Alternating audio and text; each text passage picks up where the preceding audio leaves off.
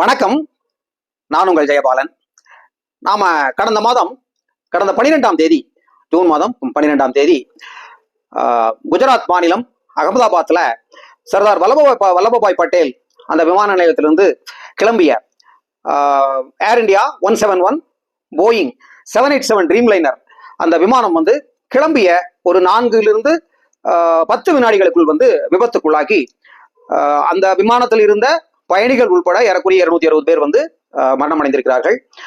அந்த விமானம் விபத்து நடந்த உடனேயே உடனடியாக நம்முடைய சிவில் ஏவியேஷன் அமைச்சரகம் விமான போக்குவரத்து அமைச்சரகம் உடனடியாக என்ன பண்றாங்க அப்படின்னா, இந்த விமானம் இந்த மாதிரி நடக்கக்கூடிய விபத்துக்களை எல்லாம் விசாரிக்கிறதுக்கு ஏவியேஷன் ஆக்சிடென்ட் இன்வெஸ்டிகேஷன் பியூரோ அப்படிங்கிற மாதிரி AAIB அப்படிங்கிற ஒரு அமைப்பு இருக்கு. இந்த அமைப்பை உடனடியாக அந்த இடத்துக்கு போறாங்க. அவங்க அந்த இடத்துல பல்வேறு அமைப்புகளோட சேர்ந்து என்ன பண்றாங்க அப்படின்னா, நிறைய சாம்பிள்ஸை கலெக்ட் பண்றாங்க. குறிப்பாக அந்த விமானத்தினுடைய அந்த voice recorder, cockpit voice recorder என்று சொல்லக்கூடிய ஒரு கருவி, அது எங்க இருக்கும் அப்படின்னா, விமானத்தினுடைய முன்பகுதியில் ஒரு கருவியும் விமானத்தினுடைய டெயில் என்று சொல்லக்கூடிய வால் பகுதியில ஒரு கருவியும் இருக்கும். அது பிளாக் பாக்ஸ் அப்படின்னு சொல்லுவாங்க, விமான கருப்பு பெட்டி அப்படின்னு சொல்லுவாங்க. ஆனா உண்மையில் அந்த விமானம் கருப்பு பெட்டி கிடையாது. அதுக்கு நிறம் நல்ல ஒரு ஃப்ளோரசன்ட் ஆரஞ்சு நிறத்துல இருக்கும். ஏன்னா விபத்து நடந்த இடத்துல எந்த இடத்துல இருந்தாலும் அது கண்ணில் தென்படுற மாதிரி இருக்கும். அதையெல்லாம் அவங்க ரெக்கவர் பண்றாங்க. அதே மாதிரி விமானத்துல எஞ்சி இருந்த ஃபியூயல், அந்த விமானத்தினுடைய அந்த எரிபொருள் சாம்பிள் அங்கிருந்து எடுக்கிறாங்க. அது போக அந்த விமானத்தினுடைய காக்பிட்ல இருந்த அந்த ஃபியூயல் கட் ஆஃப் சுவிச்சஸ், அதுக்கப்புறம் அந்த த்ராட்டில் கொடுக்கக்கூடிய அந்த ஹேண்டில் மாதிரி இருக்கக்கூடிய அந்த ஹேண்டில், அது எல்லாத்தையுமே அவங்க என்ன பண்றாங்க, சாம்பிள்ஸை பூரா கலெக்ட் பண்ணி அதை எல்லாமே ஒரு இடத்துல கொண்டு போய் பிரிசர்வ் பண்ணி அது அங்கிருந்து அவங்க டெல்லியில் இருக்கக்கூடிய அந்த விமான விபத்தை ஆராய்ச்சி செய்யக்கூடிய ஒரு லேப் மாதிரி ஒரு பரிசோதனை சாலை அங்க வச்சிருப்பாங்க. அங்க கொண்டு போய் அதையெல்லாம் என்ன பண்றாங்க, அந்த விமானத்தை அந்த இதுல காக்பிட் வாய்ஸ் ரெக்கார்டர், அதுக்கப்புறம் அந்த EAFR சொல்லுவாங்க, என்ஹான்ஸ்டு ஏர் டேட்டா ரெக்கார்டர், அதை கம்ப்ளீட்டா என்ன பண்றாங்க, டவுன்லோட் பண்றாங்க. அந்த டவுன்லோட் பண்றதுக்கு உண்டான அந்த கேபிள் எல்லாம் எரிஞ்சு போனனால என்ன பண்றாங்க அப்படின்னா, யூஎஸ்ல இருந்து அந்த கேபிளை வரவழைச்சு அந்த கேபிளை யூஸ் பண்ணி அதை கம்ப்ளீட்டா என்ன பண்றாங்க, டவுன்லோட் பண்ணி அதை ஆராய்ச்சி பண்றாங்க. இந்த அந்த விமான விபத்தை ஆராய்ச்சி பண்ண அந்த விமான விபத்தை விசாரிக்கக்கூடிய அந்த குழுவுல அவங்க யாரெல்லாம் ஆட் பண்ணிருக்காங்க அப்படின்னா, NTSB அப்படின்னு சொல்லக்கூடிய நேஷனல் டிரான்ஸ்போர்ட் சேஃப்டி போர்டு, இது ஒரு USA அமைப்பு. இந்த அமைப்பு USA அதாவது யுனைடெட் ஸ்டேட்ஸோட ஒரு அங்கீகாரம் பெற்ற அமைப்பு. போயிங் இந்த அமைப்பை தங்களுடைய அங்கீகாரம் பெற்ற அமைப்பாக இந்த போயிங் கம்பெனி இந்த குழுவில் இடம்பெற செய்யறாங்க. அதற்கடுத்தபடியா போர்ச்சுகல் நாட்டினுடைய ஒரு பயணியும் இந்த விபத்துல இறந்திருக்கிறதுனால AAIB UK யுனைடெட் கிங்டம்ஸ், அதாவது ஏர் ஆக்சிடென்ட் இன்வெஸ்டிகேஷன் பியூரோ, இது யுனைடெட் கிங்கோடது போர்ச்சுகல் சார்பாக அவங்கள அந்த குழுவில் இடம்பெற செய்யறாங்க. அதுபோக டிரான்ஸ்போர்ட் சேஃப்டி போர்டு கனடா, ஏன்னா கனடா பயணியும் அந்த விமான விபத்துல இறந்திருக்கிறாரு. சோ அந்த கனடா நாடும் அந்த TSB சொல்லக்கூடிய டிரான்ஸ்போர்ட் சேஃப்டி போர்டு அந்த மெம்பர்ஸையும் அந்த குழுவில் இடம்பெற செய்யறாங்க. அதுபோக ஃபெடரல் ஏவியேஷன் அட்மினிஸ்ட்ரேஷன் FAE அப்படின்னு சொல்லக்கூடிய இவங்க இதுவும் ஒரு US கவர்மெண்டோட ஒரு அமைப்பு, அவங்களும் இடம்பெறாங்க. அதுபோக இந்த விமான என்ஜினை தயாரிச்ச ஜெனரல் எலக்ட்ரிக்கல் என்று சொல்லக்கூடிய GE என்று சொல்லக்கூடிய அந்த கம்பெனியினுடைய டெக்னிக்கல் அட்வைசர்ஸ் டீம் அந்த விசாரணை குழுவில் அவங்களும் இடம்பெறாங்க. அதுபோக ரொம்ப அனுபவம் வாய்ந்த பைலட்ஸ், அதுபோக விமான போக்குவரத்து, விமானம் என்ஜின் சம்பந்தப்பட்ட அந்த மெக்கானிசம் எல்லாம் தெரிஞ்ச என்ஜினியர்ஸ், அது போக ஏவியேஷன் மெடிசன் ஸ்பெஷலிஸ்ட். அதாவது இந்த ஏவியேஷன் மெடிசன் ஸ்பெஷலிஸ்டோட வேலை என்ன அப்படின்னா, இந்த விமானிகளுடைய உடல் பரிசோதனை கூராய்வு, அந்த போஸ்ட்மார்ட்டம் ரிப்போர்ட்ல இருந்து அந்த விமானி ஏதாவது போதை மருந்துக்கு அடிமையாகி இருந்தாரா, அல்லது ஏதாவது மனச்சோர்வுல வேற ஏதாவது மாத்திரைகள் மருந்துகள் எடுத்திருந்தாரா, இந்த மாதிரி விஷயங்கள் எல்லாம் இந்த மெடிசன் ஸ்பெஷலிஸ்ட் அவங்க அதை ஆராய்ச்சி பண்ணி அவங்க அந்த துறையில அவங்க எக்ஸ்பர்ட்டுங்கிறதுனால அவங்க அது சம்பந்தமான ரெக்கமெண்டேஷன் இந்த குழுவுக்கு கொடுப்பாங்க. அதற்கு அடுத்தபடியா முக்கியமான ஒருத்தர் ஒரு குழு இதுல இடம் பெறுவது மிகவும் அதிமுக்கியத்துவம் வாய்ந்ததாக இந்த நேரத்தில் இன்னைக்கு, அதாவது கடந்த 2 நாட்களுக்கு முன்னால ஒரு ரிப்போர்ட் படி கருதப்படுகிறது. அது என்னங்கிறது நம்ம கடைசியில இந்த வீடியோட கடைசியில சொல்றோம். அவங்க யாருன்னா ஏவியேஷன் சைக்காலஜிஸ்ட். இந்த ஏவியேஷன் சைக்காலஜிஸ்டோட வேலை என்ன அப்படிங்கிறத நம்ம இந்த வீடியோட கடைசியில நம்ம விளக்கமா நம்ம வாசகர்களுக்கு சொல்றோம். அதுக்கு அடுத்தது ஃபிளைட் ரெக்கார்டர் ஸ்பெஷலிஸ்ட். அதாவது இந்த ஃபிளைட் வந்து என்னெல்லாம் மூவ்மெண்ட்ஸ் ஆகுது, ஒரு சின்ன ஒரு துளி ஒரு வினாடி அசைவு இருந்தாலும் அதுவும் இந்த ஃபிளைட் ரெக்கார்டர் அந்த இதுல வந்து ரெக்கார்டர்ல வந்து பதிவாகும். எல்லாமே பதிவாயிரு, என்ன விமானத்தினுடைய ஒவ்வொரு பாகங்களும் என்ன செயல்படுது, எப்படி நடக்குது, அதுல என்ன மாற்றங்கள் ஏற்படுது, அந்த மாற்றங்களுடைய தன்மை என்ன, எல்லாமே பக்காவா பதிவாகக்கூடியதான் அந்த இது. அது வந்து பாத்தீங்கன்னா EAFR அப்படின்னு சொல்லுவாங்க. அதாவது வந்து என்ஹான்ஸ்டு ஏர்பார்ன் ஃபிளைட் ரெக்கார்டர் அப்படின்னு சொல்லுவாங்க. ஸோ இது ரொம்ப ஒரு லேட்டஸ்டான ஒரு கருவி. அப்போ இவங்க எல்லாமே அந்தந்த துறையில வந்து நிபுணத்துவ உள்ளவர்கள். இதுல வந்து பாத்தீங்கன்னா இந்த விமானத்தை பத்தி நம்ம வந்து சொல்லும் போது, இந்த விமானத்தை ஓட்டின பைலட் இன் கமாண்ட், அந்த விமானத்துடைய தலைமை பைலட் வந்து கேப்டன் சுமித் சபர்வால். இவர் வந்து ஏறக்குறைய பாத்தீங்க அப்படின்னா ஒரு 8200 மணி நேரத்திற்கு மேல இந்த மாதிரி போயிங் ரக விமானங்கள் வந்து அவர் ஓட்டிய அனுபவம் உள்ளவர். இந்த விமானத்தை வந்து ஆக்சுவலா அந்த அன்னைக்கு அந்த விபத்து நடந்த அன்னைக்கு அந்த விமானத்தை ஓட்டுனது யார் அப்படின்னா ஃபர்ஸ்ட் பைலட் ஆபீசர் அப்படிங்கிறவர் கிளைவ் குந்தர் அப்படிங்கிறவர் தான் விமானத்தை ஓட்டி இருக்கிறாரு. அவர் வந்து ஏறக்குறைய ஒரு 3000 ஏறக்குறைய ஒரு 1100 மைல் மணி நேரம் வந்து அந்த விமானத்தை ஓட்டி அனுபவம் பெற்றவர். சரி, இப்போ இன்னைக்கு ஒரு 2 நாளைக்கு முன்னாடி என்ன ஒரு பெரிய ஒரு சர்ச்சைக்குரிய ஒரு விஷயம் வந்து வால் ஸ்ட்ரீட் ஜேர்னல் அப்படின்னு ஒரு அமெரிக்க பத்திரிகை. இந்த அமெரிக்க பத்திரிகை வந்து ரொம்ப ஒரு பிரபலியமான பத்திரிகை. அவங்க வந்து ஒரு செய்தி வெளியிடுறாங்க. என்ன சொல்றாங்க அப்படின்னா, இந்த செய்தி வந்து அவங்களுக்கு எங்கிருந்து கிடைச்சது அப்படின்னு அவங்க சொல்லும் போது என்ன சொல்றாங்க அப்படின்னா, US கவர்மெண்ட்ல அமெரிக்க அரசாங்கத்தினுடைய நம்பகமான ஒரு சோர்ஸ்ல இருந்து எங்களுக்கு இந்த தகவல் கிடைச்சது அப்படிங்கிற மாதிரி சொல்றாங்க. இந்த வால் ஸ்ட்ரீட் ஜேர்னல் சொன்ன இந்த செய்தியை அவங்க என்ன பண்றாங்க, ராய்டர்ஸ் அப்படின்னு சொல்லிட்டு இன்னொரு பத்திரிகை, இதுவும் வந்து ஒரு அமெரிக்காவுடைய பத்திரிகை, அவங்க வந்து இதை குறிப்பிட்டு அவங்களும் ஒரு செய்தி வெளியிடுறாங்க. அந்த அதிர்ச்சிகரமான செய்தி என்ன அப்படின்னா, அவங்க வந்து ஒரு லாக் வந்து அவங்க சொல்றாங்க. என்ன சொல்றாங்க, அதாவது வந்து 9:37 1 மணி மதியம் 12ஆம் தேதி 1 மணி 37 நிமிடம் 37 வினாடிகளுக்கு வந்து அந்த ரன்வேல இருந்து அந்த விமானம் ஓட ஆரம்பிக்கிறது. அதற்கடுத்தது 62 செகண்டுக்கு அப்புறம் 1 மணி 38 நிமிடம் 39 வினாடிகள், அதாவது 37 வினாடிக்கு அது ரன்வேல ஸ்டார்ட் ஆகுது. 39 வினாடிக்கு என்ன ஆகுது, விண்ணில் ஏர்பான் ஆகுது, விண்ணில் எழும்புகிறது. அதற்கு அடுத்தபடியா கரெக்டா 3 செகண்டுக்கு அப்புறம் 1 மணி 38 42 செகண்ட், அதாவது கரெக்டா 1 2 3 இந்த 3 செகண்டுக்கு அப்புறம் அதற்குள்ள என்ன ஆகுதுன்னா, இந்த விமானம் மேல எழும்பும் போது ஏறக்குறைய அதனுடைய வேகம் அப்படின்னு பாத்தீங்கன்னா ஏறக்குறைய வந்து ஒரு 280 கிலோமீட்டர் வேகத்துல மேல எழும்புது. அது வந்து அந்த மேல எழும்பி அந்த ஸ்பீடை வந்து ஏறக்குறைய வந்து 340 கிலோமீட்டர் ஸ்பீடை வந்து அது அச்சீவ் பண்ணிருது. அது ஆக்சுவலா இந்த 340 கிலோமீட்டர் ஸ்பீடுங்கிறது ஒரு போயிங் ரக விமானத்திற்கு மேல எழும்பி அதை ஸ்டெபிலைஸ் ஆகிறதுக்கு கொஞ்சம் முன்னாடி, ஸ்டெபிலைஸ் ஆகும்போது ஏறக்குறைய ஒரு 400 கிலோமீட்டர் ஸ்பீடு, 420 கிலோமீட்டர் பக்கம் போயிடும். அந்த வேகத்தை அதெல்லாமே அவங்க சொல்றாங்க எல்லாம் கரெக்டான, அதாவது அவங்க சொல்லும் போது 153 நாட்டிக்கல் மைல்ஸ் அப்படின்னு சொல்றாங்க. அது வந்து 283 கிலோமீட்டர். அது வந்து மேல எழும்பும் பொழுது கடைசியா 180 நாட்டிக்கல் மைல்ஸ் சொல்றாங்க. அது வந்து 340 கிலோமீட்டர்ல கணக்குக்கு வருது. ஓகேங்களா? அப்போ கரெக்டா வந்து 4 செகண்ட் கழிச்சு என்ன ஆகுது அப்படின்னா, என்ஜின் 1 அதனுடைய கட் ஆஃப் சுவிட்ச் பாருங்க, இந்த சைடுல இந்த படத்துல நீங்க பாத்தீங்கன்னா தெரியும், 2 சுவிட்சஸ் இருக்கும். அது வந்து என்ஜின் 1 என்ஜின் 2, அது 2 கட் ஆஃப் சுவிட்சஸ்.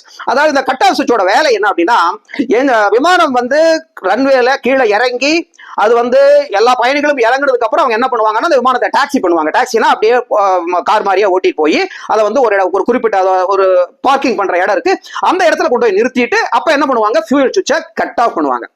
இந்த ஃபியூயல் சுவிட்ச் கட் ஆஃப் அப்படிங்கறத பத்தி இந்த இடத்துல நம்ம முக்கியமா சொல்ல வேண்டிய விஷயம் என்னன்னா, நார்மலா மற்ற சுவிட்சஸ் மாதிரி இது இப்படி பட்டா ஆன் ஆகிற மாதிரியோ அல்லது இப்படி தள்ளுனா ஆன் ஆகிற மாதிரியோ ஆஃப் ஆகிற மாதிரியோ கிடையாது.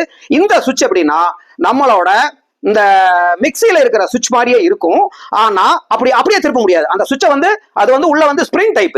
அந்த சுவிட்சை வந்து உள்ள அமுத்தி அதுக்கப்புறம் திரும்பினா தான் அது திரும்பும். சோ நார்மலா வந்து கைப்பட்டோ அல்லது தெரியாமையோ அது ஆப்ரேட் ஆகிறதுக்கு சான்சஸே இல்லை. ஏன்னா அந்த ஸ்ப்ரிங்கு அந்த சுவிட்சஸ் எல்லாம் வந்து ரொம்ப ஒரு மாடர்ன் டெக்னாலஜியை யூஸ் பண்ணி தயாரிக்கப்பட்டது. அப்படிங்கறதுனால அந்த சுவிட்சஸை வந்து அமுத்தி இது பண்ணாதான் ஆஃப் பண்ண முடியும். திரும்ப ஆன் பண்றதுக்கு மறுபடியும் உள்ள அமுத்தி திரும்ப இது பண்ணாதான் அது ஆன் ஆகும். இதுதான் அந்த சுவிட்சோட மெக்கானிசம். அதாவது அந்த சுவிட்சோட செயல்பாடு இப்படித்தான் இருக்கும். அந்த சுவிட்ச் வந்து கரெக்டா 42 செகண்ட்ல ஃபர்ஸ்ட் என்ஜினோட இது வந்து ஃபியூயல் சுவிட்ச், அதாவது வந்து விமானத்தினுடைய ஒரு என்ஜினுக்கு இடதுபுற என்ஜின் வலதுபுற என்ஜின் 2 என்ஜின் இருக்கு. அந்த 2 என்ஜின்ல அந்த முதல் இடதுபுற என்ஜினுக்கு போகக்கூடிய எரிபொருளை உடனடியாக நிறுத்தக்கூடிய அந்த சுவிட்ச் வந்து கட் ஆஃப் பொசிஷன் போகுதுன்னா ஆஃப் பண்ணிடுறாங்க. அப்போ உடனடியாக இடதுபுற என்ஜினுக்கு அந்த செகண்ட்ல என்ன ஆயிரும்னா ஃபியூயல் நிறுத்தப்பட்டு அந்த என்ஜின் வந்து இயங்காது. அதற்கு அடுத்தபடியா கரெக்டா வந்து மறுபடியும் ஒரு செகண்ட் டிஃபரன்ஸ்ல இரண்டாவது என்ஜின், அதாவது வலதுபுறம் இருக்கக்கூடிய அந்த கட் ஆஃப் சுவிட்சும் ரன் பொசிஷன்ல இருந்து கட் ஆஃப் பொசிஷனுக்கு, அதாவது விமானத்தினுடைய ஃபியூயல் போயிட்டு இருக்கு, அது ரன் பொசிஷன்ல போயிட்டு இருக்கும். அந்த ரன் பொசிஷன்ல இருந்து அது வந்து என்ன ஆகுதுன்னா யாரோ ஒருவர் அதை தானாக இயக்கி, என்ன தானாக இயங்குறது இல்ல, அதை இயக்கப்படுகிறது, அது இயங்கி கட் ஆஃப் பொசிஷனுக்கு போகுது. என்ஜின் 2 ஓட அந்த எரிபொருளும் நிறுத்தப்படுகிறது. இந்த நேரத்துல ஏறக்குரிய ஒரு 2 செகண்ட் கேப்ல ஒரு விமானியினுடைய குரல் கேட்கறதாக அந்த விமானத்தினுடைய பிரிலிமினரி அறிக்கை சொல்லுது. என்ன அவங்க கேட்கறாங்கன்னா, why did you cut off the fuel switches அப்படின்னு ஒரு விமானி கேட்கும் அந்த சத்தம் வாய்ஸ் ரெக்கார்டர்ல பதிவாகி இருக்கிறது. உடனடியாக ஒரு செகண்ட் டிஃபரன்ஸ்ல மறுபடியும் அந்த இன்னொரு விமானி என்ன சொல்றாரு அப்படின்னா, no I did not do it, நான் அதை செய்யவில்லை, நான் இந்த ஃபியூயல் சுவிட்சை கட் ஆஃப் செய்யவில்லை அப்படின்னு சொல்றாரு. அதற்கு அடுத்தபடியா அடுத்த செகண்ட் என்ஜின் 1 அந்த ஃபியூயல் சுவிட்ச் மறுபடியும் கட் ஆஃப் பொசிஷன்ல இருந்து ரன் பொசிஷனுக்கு மாற்றப்படுகிறது. உடனடியாக என்ன ஆகுது, அடுத்த ஒரு செகண்ட் கழிச்சு என்ஜின் 2 ஓட அந்த சுவிட்சஸும் கட் ஆஃப் பொசிஷன்ல இருந்து ரன் பொசிஷனுக்கு மாற்றப்படுகிறது. ஆனா ஏற்கனவே கட் ஆஃப் பண்ண அந்த 2 செகண்ட்லயே என்ன ஆகுது அப்படின்னா, அந்த விமானத்தினுடைய அந்த வேகமாக இயங்கி கொண்டிருக்கிற அந்த டர்பைன் என்ன ஆகுதுன்னா, வேகமா இயங்கிட்டு இருக்கும்போது அது உடனடியா நம்ம அதுக்கு வந்து ஆக்சிலேட் பண்ணும்போது எதாவது திரு பண்ணி அது பழையபடி அந்த டிசலரேஷன் சொல்லுவாங்க, அது வந்து ஒரு மந்த நிலைமைக்கு வந்துடும். அப்ப அதை வந்து என்ஜின் வந்து உடனடியாக அது இது பண்ணணும் அப்படின்னா ஒரு ஃபியூ செகண்ட்ல அது என்ன ஆகுது, இயங்க ஆரம்பிக்குது. இந்த இரண்டாவது என்ஜின் வந்து அதனுடைய டிசலரேஷன், அதாவது வந்து அது வந்து திரும்ப இப்படி பேக் சைட்ல போய் அரெஸ்ட் ஆயிடும். அதை திரும்ப மறுபடியும் ரன் பொசிஷனுக்கு கொண்டு வரக்கு அது உடனடியாக இயங்கும் தன்மைக்கு வரல, மறுபடியும் ஃபியூயல் இன்ஜெக்ட் ஆகுது. அது ஒரு செகண்ட்ல இருந்து 2 செகண்டுக்குள்ள தான் அது செகண்ட் என்ஜின் வந்து பிக்கப் ஆகுது. அதற்குள்ள விமானம் வந்து தன்னுடைய அந்த மேல எழும்பக்கூடிய அந்த திறனை இழந்து என்ன ஆகுதுன்னா விமானம் கீழே இறங்க ஆரம்பிச்சிருது. அவங்க அதை முயற்சி பண்றாங்க, சாட்டில் கொடுக்குறாங்க, அது எதுவுமே அந்த இடத்துல பலனளிக்கவில்லை. உடனடியாக வந்து ஒரு செகண்ட் டிஃபரன்ஸ்ல மேடே மேடே மேடே அப்படின்னு அந்த 3 அந்த ஒரு கூக்குரல், அதாவது ஒரு எச்சரிக்கை, கடைசி எச்சரிக்கை அந்த விமானத்திலிருந்து ஒரு வாய்ஸ் வந்து பதிவாகிறது. அதற்கப்புறம் ஒரு 3 செகண்டுக்கு டிஃபரன்ஸ்ல அந்த விமானத்தினுடைய வாய்ஸ் ரெக்கார்டரும் அந்த பிளாக் பாக்ஸோட ஃபங்க்ஷன் வந்து சீஸ் ஆயிருது. அதுக்கப்புறம் வேற எந்த சத்தங்களும் அதில் பதிவாகவில்லை. இது வந்து பிரிலிமினரி அறிக்கையில வந்திருக்கக்கூடிய ஒரு தகவல். இப்ப 2 நாளைக்கு முன்னாடி கடந்த 17ஆம் தேதி இந்த வால் ஸ்ட்ரீட் ஜேர்னல்ல வந்து அவங்க என்ன சொல்றாங்க அப்படின்னா, இந்த ஃபர்ஸ்ட் இவரு, அதாவது வந்து தலைமை விஞ்ஞானி வந்து அவர் மைக் 1 அந்த இடத்துல இருந்து அவரோட சீட்டுக்கு பக்கத்துல இருக்கக்கூடிய மைக்கு, இந்த விமானத்தை ஓட்டிட்டு இருக்கிறவர் வந்து ஃபர்ஸ்ட் ஆபீசர். இந்த ஃபர்ஸ்ட் ஆபீசருடைய மைக்கில் இருந்து தான் why did you cut off, நீங்க ஏன் இந்த ஃபியூயல் சுவிட்சை கட் ஆஃப் பண்ணுனீங்க அப்படிங்கிற குரல் வந்து இந்த விமானத்தை ஓட்டி கொண்டிருந்த கிளைவ் குந்தர் அப்படிங்கிறவருடைய அந்த மைக்ரோஃபோன் இருந்து கேக்குது. அப்போ அந்த மைக்ரோஃபோன் பக்கத்துல அந்த விமானத்துடைய பைலட்டாக இருக்கக்கூடிய சுமித் அகர்வால், இவர் தான் சீனியர் எக்ஸ்பீரியன்ஸ் பைலட், இவருடைய அந்த மைக்ல இருந்து no I did not cut off, நான் அதை கட் பண்ணல அப்படின்னு சொல்ற அந்த சத்தம் கேட்கிறது அப்படின்னு இந்த வால் ஸ்ட்ரீட் ஜேர்னல் பத்திரிகை இந்த செய்தியை வெளியிட்டு அவங்க என்ன சொல்றாங்க அப்படின்னா, அதாவது வந்து விமானத்தினுடைய இந்த ஃபியூயல் சுவிட்சஸை வந்து மெக்கானிக்கலா யாராவது ஒருவர் நிறுத்தாமல் இது கட்டாயமாக ரன் பொசிஷன்ல இருந்து கட் ஆஃப் பொசிஷனுக்கு போவதற்கு வாய்ப்பே இல்லை. அதனால வந்து இது வந்து விமானி வந்து இதை நிறுத்தி இருந்தா இது யார் நிறுத்தி இருக்கணும் அப்படின்னா அந்த விமானத்தினுடைய கமாண்டர், அந்த அனுபவம் வாய்ந்த அந்த சீனியர் பைலட் சுமித் அகர்வால் தான் நிறுத்தி இருக்கணும். அப்போ இது அவர் தானாக நிறுத்தினாரா இல்ல வேற ஏதாவது காரணமா அப்படிங்கிற மாதிரி ஒரு சந்தேகத்தை எழுப்பக்கூடிய வகையில் அவங்க இந்த செய்தியை வெளியிட்டு இருக்கிறாங்க. இந்த செய்தி வெளியான உடனே வந்து இந்தியாவில் வந்து ஒரு மிகப்பெரிய ஒரு கலவரம், ஒரு சர்ச்சை மாதிரி உருவாகுது. இந்த federation of Indian pilots FIP என்று சொல்லக்கூடிய அந்த அமைப்பினுடைய தலைவர் கேப்டன் CS ரந்தவா அவர் என்ன சொல்றாருன்னா, இது வந்து ஒரு ஆதாரமற்ற ஒரு வேண்டுமென்றே திரித்து சொல்லப்பட்ட ஒரு மோசமான குற்றச்சாட்டு. இது வந்து இந்தியாவில் இருக்கக்கூடிய இது மட்டுமல்ல, உலகில் உள்ள எல்லா பைலட்டுகளுடைய குடும்பங்களையுமே வந்து ரொம்ப மனச்சோர்வடைய செய்யும். அவங்க சொல்ற தொனி எப்படி இருக்குன்னா, அந்த விமானத்தினுடைய கமாண்டர் வந்து வேணுக்கனே சுவிட்ச் ஆஃப் பண்ணிட்டார் மாதிரி ஒரு தொனியில அவங்க இந்த செய்தி வெளியிடப்பட்டிருக்கிறது. அதனால இது ரொம்ப வந்து ஒரு மோசமான செய்தி. உடனடியாக இவர்கள் வந்து இதுக்கு மறுப்பு தெரிவிக்க வேண்டும், இந்த பத்திரிகைகள் வந்து மன்னிப்பு கேட்க வேண்டும் அப்படின்னு சொல்லிட்டு அவங்க என்ன பண்றாங்க அப்படின்னா, அவர் வந்து இந்த ராய்டர்ஸ் பத்திரிகைக்கும் இந்த வால் ஸ்ட்ரீட் ஜேர்னல், அதாவது வழக்கறிஞர் வச்சிருக்காரு, உடனடியாக அவங்க மன்னிப்பு கேட்கணும், மறுப்பு செய்தி வெளியிடணும் அப்படிங்கிற மாதிரி இது பண்ணிருக்காங்க. இந்தியாவில் இருக்கக்கூடிய பல்வேறு பைலட்டுகளுடைய சங்கங்கள் வந்து இதற்கு கடுமையான கண்டனம் தெரிவிச்சிருக்காங்க. அவங்க என்ன கேட்கறாங்க அப்படின்னா, இந்திய கவர்மெண்ட்டுக்கு தெரியல, சிவில் ஏவியேஷனுக்கு தெரியல, இங்க இருக்கிற எக்ஸ்பர்ட்டுக்கு தெரியல, ஆனா வெளிநாட்டில் இருக்கிற ஒரு பத்திரிகை இந்தியாவில் நடந்த ஒரு ஆக்சிடென்ட்டை பத்தி ஒரு நம்பகத்தன்மையற்ற யாரோ சொன்னாங்க, ஒரு யூஎஸ்ல இருக்கக்கூடிய ஒரு சோர்ஸ்ல இருந்து எங்களுக்கு தகவல் வந்தது அப்படின்னு சொல்றது வந்து ஒரு மோசமான ஒரு நிலை. இது வந்து உடனடியாக அவங்க என்ன சொல்றாங்க அப்படின்னா, இங்க இருக்கிற மிகப்பெரிய ஏவியேஷன் எக்ஸ்பர்ட்ஸ், இந்த விமான விபத்து, விமானம் இப்ப இதுல ஓட்டுறதுல பயிற்சி பெற்ற அனுபவம் பெற்ற அநேகர் பலரும் என்ன சொல்றாங்க அப்படின்னா, இது வந்து இப்ப இருக்கிற உயர்நீதிமன்றத்தினுடைய ஒரு சிட்டிங் ஜட்ஜு வந்து இந்த விசாரணை வந்து மேற்பார்வையிடணும், அவர்களுடைய மேற்பார்வையில் இந்த விசாரணை நடைபெற வேண்டும் அப்படிங்கிற மாதிரி அவங்க எல்லாருமே நம்ம பிரதம மந்திரி மோடிஜி அவர்களுக்கும் அவங்க இந்த இதை வந்து ஒரு கோரிக்கையாக வைத்திருக்கிறார்கள். ஓகே, இந்த இடத்துல வந்து அவங்க என்ன சொல்றாங்கன்னா, இந்த விசாரணையில வந்து வெளிப்படை தன்மை வேணும், பொறுப்புடைமை இருக்கும், யாராவது ஒருத்தர் வந்து ஒரு பொறுப்பு எடுத்துக்கணும், இதுக்கு இன்னதான் பொறுப்பு அப்படிங்கிற மாதிரி. இந்த இடத்துல நாம வந்து இந்த இடத்துல ஒரு முக்கியமான ஒரு செய்தியை நம்ம பதிவு பண்ண வேண்டியது இருக்கு. 2018 அமெரிக்காவினுடைய யுஎஸ் ஏவியேஷன் ரெகுலேட்டர், அதாவது வந்து இந்த அமெரிக்காவினுடைய ஒரு ரெகுலேட்டர் இருக்காங்க, அதாவது ஒரு அமைப்பு, இந்த இதெல்லாம் கண்காணிக்கக்கூடிய ஒரு சரி செய்யக்கூடிய ஒரு அமைப்பு. அவங்க என்ன சொல்றாங்க அப்படின்னா, ஒரு சேஃப்டி புல்லட்டின், அதாவது ஒரு பாதுகாப்பு அம்சத்தோடு கூடிய ஒரு பத்திரிகை செய்தியை வந்து அவங்க வெளியிட்டு இருக்காங்க. அதுல அவங்க என்ன சொல்றாங்க அப்படின்னா, போயிங் ரக விமானங்கள்ல வந்து இந்த ஃபியூயல் சுவிட்ச் வந்து மெக்கானிக்கலா விமானி ஆபரேட் பண்ணாமையே தானாவே வந்து ஆன் பொசிஷன்ல இருந்து ஆஃப் பொசிஷனுக்கோ அல்லது ஆஃப் பொசிஷன்ல இருந்து ஆன் பொசிஷனுக்கோ வந்துருது. அதனால இதை நீங்க வந்து கொஞ்சம் பாருங்க, அதாவது அவங்க வந்து இதை செய்யுங்கன்னு சொல்லாம இதை கொஞ்சம் செக் பண்ணுங்க அப்படிங்கிற மாதிரி ஒரு எச்சரிக்கையை அவங்க விடுத்திருக்கிறாங்க. இதை வந்து போயிங் வந்து அவ்வளவு சீரியஸா எடுத்துக்கல அப்படின்னு இங்க இருக்கிற விமானிகள் என்ன சொல்றாங்கன்னா, போயிங் வந்து இதை அவ்வளவு சீரியஸா எடுத்துக்கல, அவங்க வந்து அவ்வளவு சீரியஸா எடுத்திருந்து கம்ப்ளீட்டா எல்லா போயிங் ரக விமானத்திலையும் இருக்கக்கூடிய அந்த ஃபியூயல் சுவிட்சஸை வந்து அவங்க சரி எல்லாம் கரெக்டா இயங்குதா அப்படின்னு செக் பண்ணியிருந்தாங்கன்னா இந்த பிரச்சனையே வந்திருக்காது. அப்ப 2018 ஏன் வந்து ஒரு யூஎஸ் கவர்மெண்டோட அமெரிக்காவினுடைய ஒரு நம்பகமான ஒரு அமைப்பு வந்து சொன்னக்கூடிய ஒரு எச்சரிக்கையை வந்து ஏன் வந்து அவங்க பிறந்தெழுனாங்க அப்படிங்கிற ஒரு கேள்வியையும் இவங்க இருக்கிற விமானிகள் எல்லாம் வைக்கிறாங்க. இப்போ இந்த இடத்துல வந்து நாம முதல்லயே சொன்னோம், ஏவியேஷன் சைக்காலஜிஸ்ட் ஏன் வந்து இந்த குழுல சேர்க்கிறாங்க அப்படின்னா, இப்போ இதுல என்ன தெரியுது, ஒரு ஆபீசர் வந்து ஃபர்ஸ்ட் ஆபீசர் பிளைட்டை ஓட்டிட்டு இருக்காரு, அவரோட கவனம் பூரா எங்க இருக்கும்னா அந்த கண்ணாடி வழியா அவர் அந்த ரன்வேயை பார்த்துட்டு இருப்பாரு, ரன்வேல இருந்து விமானம் மேல எழும்புறது அந்த மூக்கு மேல இப்படி தெரியும், அதை பார்த்துட்டு இருப்பாரு, விமானத்தோட என்ஜினோட சத்தத்தை கண்காணிச்சிட்டு இருப்பாரு. அவருடைய கவனம் பூரா அங்க இருக்கும் போது அந்த காக்பீட்டுக்குள்ள வேற எந்த சத்தமுமே கேட்காது. அப்போ கண்டிப்பா அவருக்கு வந்து கண்ணால பாக்காட்டியும் கூட, அதாவது அவர் இப்படி இங்க உட்கார்ந்து இருக்காரு, லெப்ட்ல வந்து அந்த கமாண்டிங் ஆபீசர் பைலட் உட்கார்ந்து இருக்காரு, அப்போ அவர் இப்படி நேரா ஒரு பார்வை பூரா முன்னாடி இருக்கு, ஆனாலுமே ஒரு சுவிட்சை வந்து ஒரு கடக்குன்னு ஒரு சத்தம், ஒரு சுவிட்சை வந்து நல்லா பிரஸ் பண்ணி ஆஃப் பண்ணும்போது கண்டிப்பா அந்த சத்தம் கேட்கும். ரெண்டாவது என்ஜின் ஆஃப் பண்ணும்போதும் அந்த ரெண்டு சத்தங்கள் கட்டாயம் அவருக்கு கேட்டிருக்கணும். அந்த செகண்ட்ல அடுத்த செகண்ட்லயே விமானம் வந்து தன்னுடைய அந்த புல்லிங் பவரை இழக்கிறத அவர் உணர்ந்திருப்பாரு. அப்ப அவர் த்ராட்டில் கொடுக்கும்போது அந்த த்ராட்டில் வந்து வேலை செய்யல, ஏன்னா என்ஜின் வந்து சப்ளை ஃபியூயல் சப்ளை நிறுத்தினால என்ஜின் வந்து நின்று அது தன்னுடைய பேக் ரிவர்ஸா வந்து சுத்த ஆரம்பிச்சிருச்சு. அப்போ அவர் அந்த நேரத்துல தான் அவர் இந்த கேள்வியை கேட்கிறாரு. இந்த இடத்துல இந்த ஏவியேஷன் சைக்காலஜிஸ்டோட வேலை என்ன அப்படின்னா, இவங்க வந்து இந்த குரலை வந்து அவங்க என்ன பண்ணுவாங்க, போட்டு பல முறை கேட்பாங்க.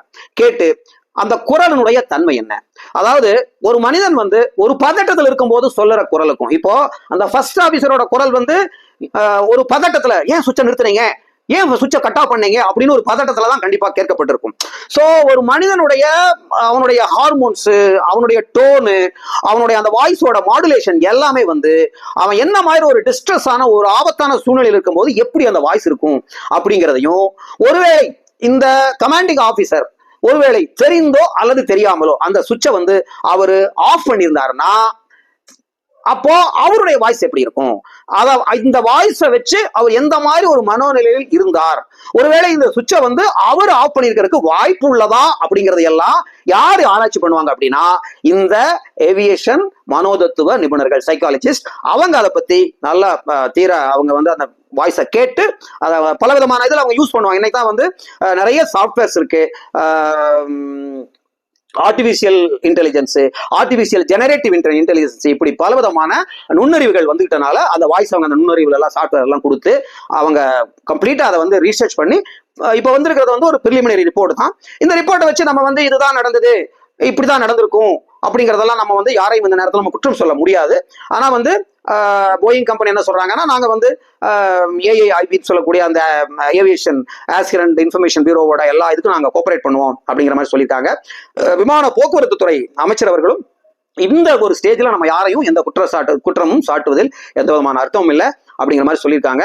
ஆனாலுமே வந்து இப்ப வந்திருக்கிற இந்த நியூயார்க் வால் ஸ்ட்ரீட் ஜேர்னல்லையும் ராய்டர்ஸ் அந்த ஃபாரின் அந்த யூஎஸ் பத்திரிகையில வந்த செய்திகளும் அதன் தொடர்ச்சியாக இன்னைக்கு இந்தியாவில் நடந்துட்டு இருக்கக்கூடிய விவாதங்களும் மக்களுக்கு வந்து விமான போக்குவரத்தின் மீது ஒரு பயத்தை உண்டு பண்ணியிருக்குது அப்படின்னு தான் சொல்லணும். நேற்று வெள்ளிக்கிழமை வந்து லாஸ் ஏஞ்சல்ஸ்ல இருந்து அட்லாண்டா நகருக்கு புறப்பட்ட போயிங் 767 அப்படிங்கிற ஒரு விமானம் ஒரு 3000 அடி உயரத்துக்கு கிளைம்ப் ஆகி போயிடுச்சு. அந்த நேரத்தில் அந்த விமானத்தினுடைய இடதுபுற என்ஜின்ல வந்து திடீர்னு தீப்பிடிச்சிருக்குது. அப்ப அவங்க உடனடியாக என்ன பண்றாங்க, அவசரமாக திரும்ப லாஸ் ஏஞ்சல்ஸ்லயே வந்து தரையிறங்கிக்கிறாங்க. சோ இப்படி பாத்தீங்கன்னா இப்ப சமீபத்துல இருந்து இந்த விமானத்தில் நடக்கக்கூடிய சின்ன சின்ன விஷயங்கள் கூட இன்னைக்கு வந்து பத்திரிகைகள் பெரிதாக்கப்பட்டு விமானத்துல பயணம் செய்யக்கூடிய பயணிகளுடைய எண்ணிக்கை வந்து வேகமாக குறைந்து கொண்டிருக்கிறது அப்படிங்கிற ஒரு தகவலும் இப்பொழுது வந்து கொண்டிருக்கிறது. இதுல இந்த விஷயத்துல வந்து நம்ம ஃபர்தரா வரக்கூடிய தகவல்களை எல்லாம் நம்ம வாசகர்களுக்கு நம்ம கொடுக்க தயாரா இருக்கோம். நம்ம அடுத்த வீடியோ வந்து இப்போ கர்நாடகா மாநிலத்துல வந்து தர்மஸ்தலால நடந்த ஒரு மிகப்பெரிய ஒரு பாலியல் வன்முறை, ஒரு 200-300 பேத்துக்கு மேல பாலியல் வன்முறைக்கு ஆளாக்கப்பட்டு கொடூரமாக கொலை செய்யப்பட்டிருக்கிறார்கள் அப்படிங்கிற அந்த செய்திகளை வச்சு நம்ம அடுத்த வீடியோ போட போறோம். ஸோ இந்த வீடியோ உங்களுக்கு பிடித்திருந்தால் உங்கள் நண்பர்களாக ஷேர் பண்ணுங்க, நம்ம சேனலுக்கு சப்ஸ்கிரைப் பண்ணுங்க. அனைவரும் எங்களோடு இணைந்திருங்கள். அனைவரும் வளமுடனும் நலமுடனும் இன்புற்று வாழ வேண்டும் என்று வாழ்த்தி விடைபெறுகிறேன். நன்றி, வணக்கம்.